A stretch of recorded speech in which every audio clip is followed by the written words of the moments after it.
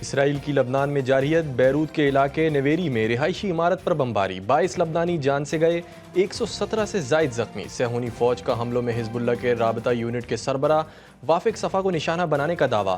حزب اللہ نے اسرائیلی دعووں کی تردید کر دی۔ حزب اللہ کی شدید کارروائیاں، اسرائیل کے زیر قبضہ علاقوں میں صہیونی فوج پر کئی میزائل داغ دیے، کئی صہیونی فوجی ہلاک اور زخمی۔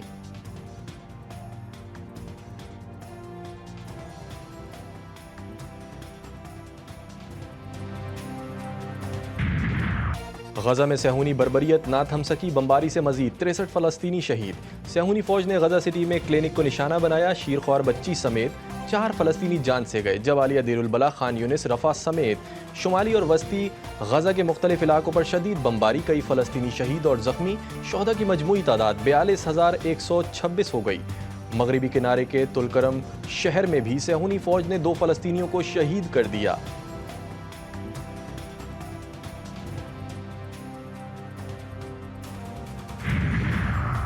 غزہ میں اسرائیلی فورس اور مزاحمت کاروں میں شدید جھڑپیں، میجر سمیت 3 اسرائیلی فوجی ہلاک۔ صہیونی فوج کی فوجیوں کی ہلاکت کی تصدیق۔ غزہ میں ہلاک ہونے والے اسرائیلی فوجیوں کی تعداد 353 ہو گئی۔ شنگھائی تعاون تنظیم کا سربراہی اجلاس، شہر اقتدار میں تیاریاں عروج پر، سیکیورٹی کے بھی بھرپور اقدامات۔ پنجاب حکومت نے راولپنڈی میں 8 روز کے لیے دفعہ 144 نافذ کر دی۔ سیاسی اجتماعات، دھرنے، جلسے اور دیگر سرگرمیوں پر پابندی عائد ہوگی۔ ڈبل سواری اور ہوائی فائرنگ پر بھی پابندی۔ دفعہ 144 کے نفاذ کا فیصلہ ضلع انتظامیہ کی درخواست پر کیا گیا۔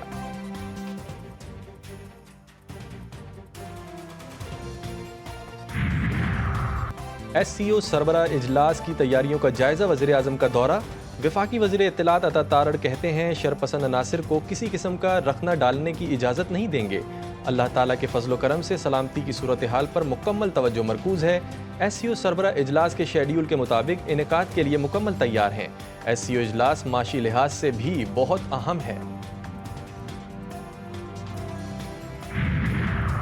تحریک انصاف کا 15 اکتوبر کو ڈی چوک اسلام آباد میں احتجاج کا اعلان۔ اسلام آباد میں 15 اکتوبر کو ہی اہم بین الاقوامی اجلاس ہوگا۔ درجن سے زیادہ ممالک کے صدور اور وزراء اعظم شریک ہوں گے۔ 900 سے زائد وفود اسلام آباد میں موجود ہوں گے۔ 200 سے زیادہ انٹرنیشنل میڈیا ارکان بشمول بھارتی میڈیا موجود ہوگا۔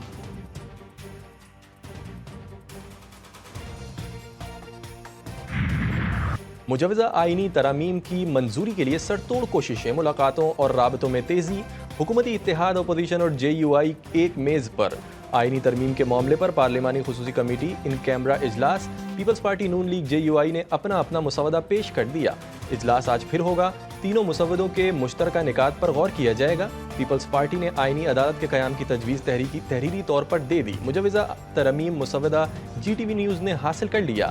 پی ٹی آئی کی جانب سے، پیپلز پارٹی کی جانب سے آرٹیکل 175A میں آئینی عدالت کا قیام شامل۔ Article 175A B D E F میں ترامیم کی تجویز شامل کی گئی۔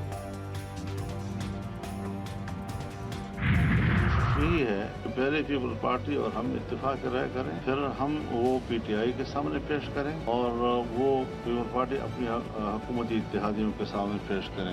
لیکن اگر ہم نے 18ویں ترمیم میں 9 مہینے لگائے تھے تو کم از کم اس کے لیے 9 دن تو دیے جائیں نا۔ حکومت کا تصور ہے ترمیم کا، وہ قابل قبول نہیں ہے۔ جب ہماری تجاویز پر آمادگی ہو جائے گی تو اس کے بعد پھر ہم اس قابل ہوں گے کہ ہم ووٹ بھی دے سکیں۔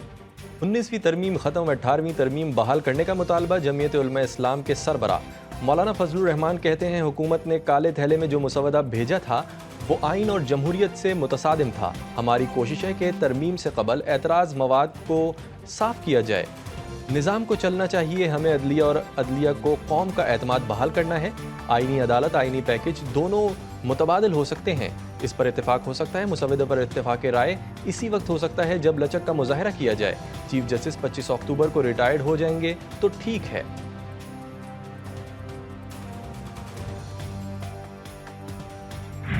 حکومت کے پوائنٹس پیش کیے گئے اور ساتھ ساتھ جو یہ تمام لیگل کمیونٹی کے انپٹ تھا، یہ جو باڈیز جو صوبائی لائرز کمیونٹی کو ریپرزینٹ کرتے ہیں اور وفاقی لائرز کمیونٹی کو ریپرزینٹ کرتے ہیں، ان کے ساتھ وزیر قانون نے بہت تفصیلی انگیجمنٹ رکھا.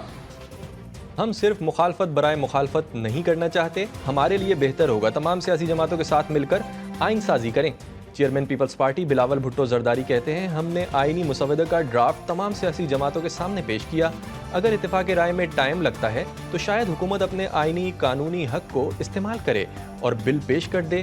وزیر قانون نے بتایا ان کے پاس 2/3 اکثریت موجود ہے.